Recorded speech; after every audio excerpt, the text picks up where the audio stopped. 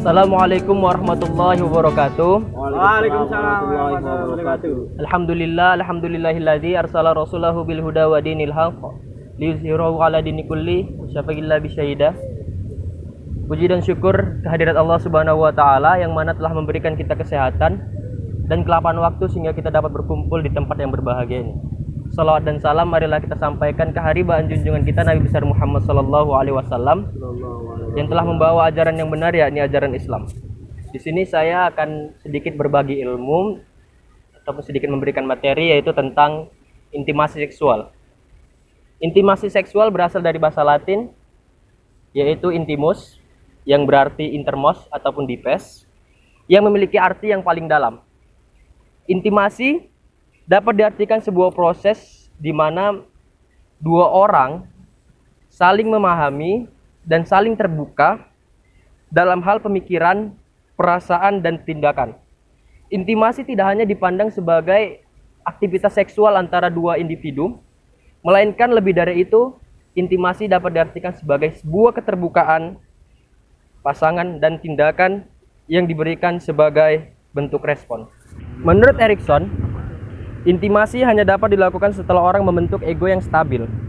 Intimasi yang matang adalah kemampuan untuk berbagi perasaan saling percaya dan melibatkan pengorbanan, kompromi, serta komitmen dalam hubungan yang setara ataupun sederajat. Selanjutnya, komponen intimasi. Ada beberapa komponen yang terdapat di dalam bentuk intimasi, yaitu pertama, memahami dan berbagi ataupun caring and sharing. Memahami adalah bentuk atau sikap perasaan yang dimiliki orang lain, perasaan yang dimiliki oleh kita terhadap orang lain, yang secara umum dihubungkan dengan kuatnya perasaan positif terhadap orang tersebut. Yang kedua adalah kepercayaan. Proses keterbukaan diri tidak terjadi dalam sebuah ruangan yang hampa, tetapi tergantung pada tingkatan sejauh mana kepercayaan pada seseorang yang dipilih untuk melakukan keterbukaan pada dirinya. Kepercayaan merupakan bagian dari intimasi dan sama seperti komponen memahami dan berbagi. Kepercayaan juga berkembang seiring dengan waktu. Saat orang-orang berusaha membentuk hubungan yang intim, usaha tersebut akan dimulai dengan menaruh kepercayaan kepada orang lain. Pada saat kepercayaan tumbuh semakin kuat, dua orang yang saling percaya tersebut dapat lebih berbagi dalam hal informasi, perasaan, pemikiran, tanpa ada rasa takut bahwa keterbukaan yang mereka lakukan akan digunakan sebagai momok bagi mereka ataupun menyerang mereka balik. Yang ketiga adalah komitmen. Komitmen dalam intimasi adalah sebagai lanjutan dari adanya saling memahami. Berbagai kepercayaan terhadap pasangan yang dimulai dari awal hubungan. Komitmen juga melibatkan dua pribadi yang menjadi pasangan untuk berkeinginan mempertahankan intimasi yang sudah terbentuk dalam hal apapun.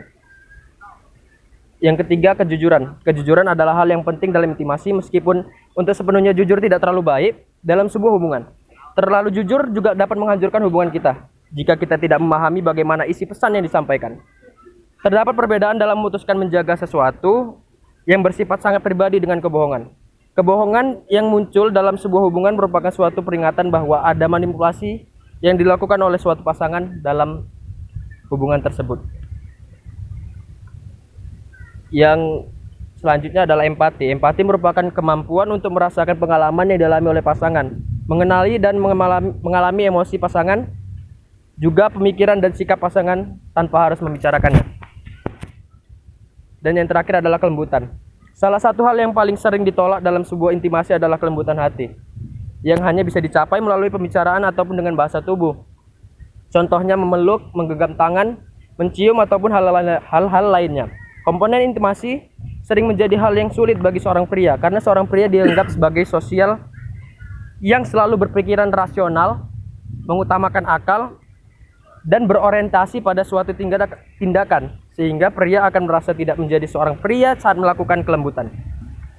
Kata seksual adalah berkenaan dengan tingkah laku, persamaan ataupun emosi yang digabungkan dengan rangsangan organ-organ kemaluan. Seksualitas dalam Islam dibentuk oleh nilai-nilai budaya dan agama.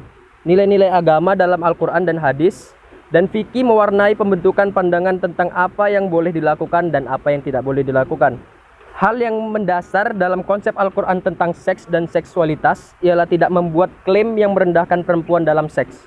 Yang dijelaskan dalam ayat Al-Quran dan hadis ataupun fikih begitu humanis dan sangat sejuk karena penuh empati kemanusiaan. Namun hal tersebut tidak pernah disosialisasikan. Pandangan yang banyak dijumpai atau pandangan yang dominan sangat bias nilai-nilai patriarki.